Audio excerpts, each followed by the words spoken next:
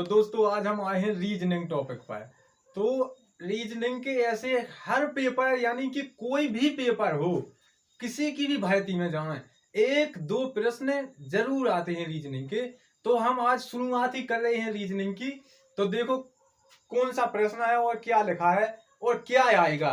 सबसे बड़ी बात तो यही है कि इसमें यहाँ लिखा है विलुप्त संख्या को ज्ञात कीजिए, मतलब कि विलुप्त संख्या हमें निकालना है। तो यहाँ क्या लिखा है, देखो यहाँ लिखा है 8, 27, 64, 125 और 343। अब जो यहाँ बीच में है ना, हमको ये ज्ञात करना, मतलब कि वहां आना क्या है, हमको ये ज्ञात करना है। तो दोस्तों इसे हम पता है तो बने रहे वीडियो में। अब इसे निकालने के लिए हमें सबसे पहले ये देखना पड़ेगा कि जैसा कि सबसे छोटा अंक कौन सा है।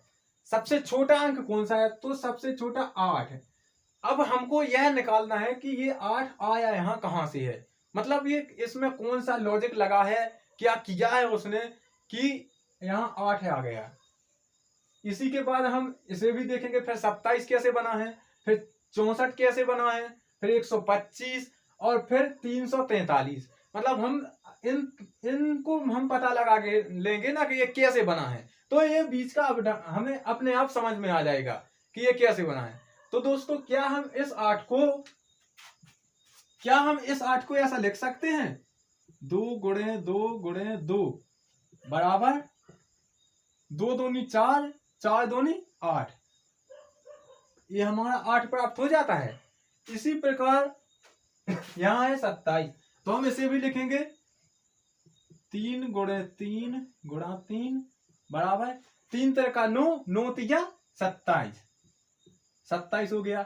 इसी प्रकार 64, तो 64 को हम क्या लिखेंगे, 4 गुणे 4 गुणे 4 बराबर 4 चौको 16, 16 चौको 64, 64 हो गया।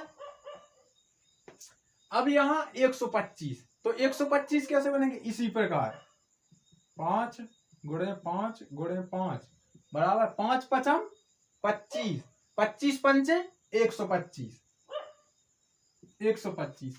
अब यहाँ बीच की संख्या अपन को ज्ञात करनी है। ऊपर क्या लिखा है, 343, 343 कितना, शायद 7 का घन होता है, तो 7 गुणा 7 गुणा 7 बराबर कितना होता है, 343।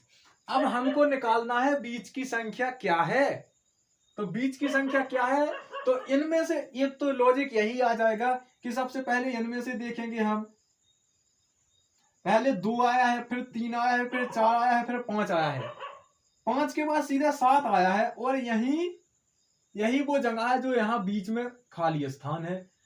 तो 5 के 7 आया है, तो बीच में कौन सा अंक आता है, 6, बीच में 6 आता है ना। तो एक तो हम यहीं से निकाल लेंगे कि जब यहाँ 5 का गुणा हुआ है या यहाँ 2 का गुणा हुआ है, 3 का 4 का 5 का, तो मतलब 6 का गुणा होना है 3 बार। एक तो लॉजिक यहीं से आ जाता है और एक यहाँ से आता है कि 8, 27, 64, 25। अब यहाँ 343 आया है, तो इसका मतलब ये दोनों 2 के घन और 3 के घन, 4 के घन, 5 के घन। अब यहाँ 6 का घन नहीं है, इसका मतलब यहाँ 6 का घन आएगा। तो हम 6 को लिखेंगे, अब हम 6 को लिखेंगे 3 बार, 6 गुणा 6 गुणा 6 बराबर अब कितना होता है, 6 6 6 36, 36 छक्के 216। तो हम यहाँ 216, मतलब कि यहाँ पर क्या आएगा, यहाँ आएंगे 216, यहाँ 216 आएंगे और ये हमारा सवाल सॉल्व हो जाता है। इस प्रकार के प्रश्न अधिकांश देखे जाते हैं, इस प्रकार यह सॉल्व हो जाता है। अब हमारा आता है नंबर